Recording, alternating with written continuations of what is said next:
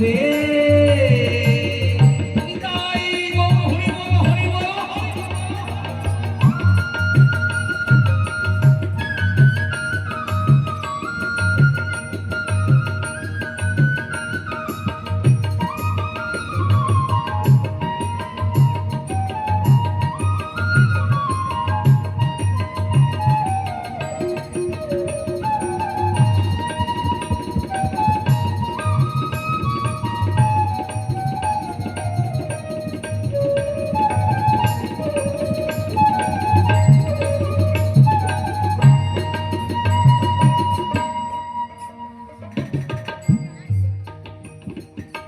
তারপর যুগ শেষ, কলিযুগ আসবে।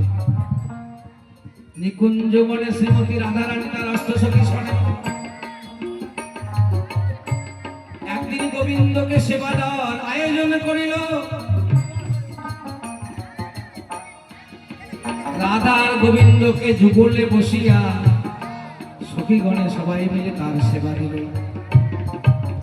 এর মধ্যে ললিতা সখী একটু চালাকি গো, আমি তোমাদের জানা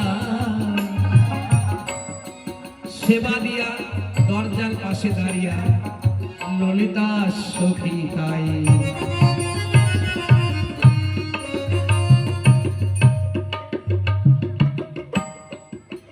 ললিতা বলে, ওগো সখী, রাধারানীর সেবা দিয়া আমরা দর্শন করিব তাহার চরণে ভক্ত হইয়া।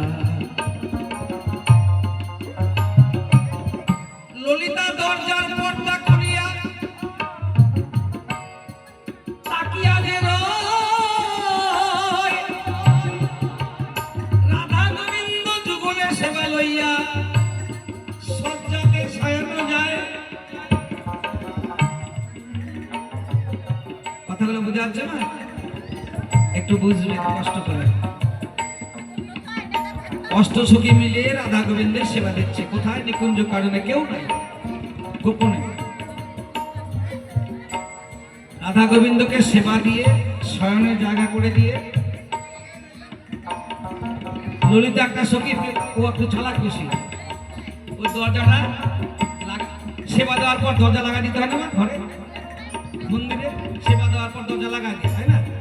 ওই রকম বৃন্দাবনে দরজা লাগিয়ে দিয়েছে। দরজা যখন লাগে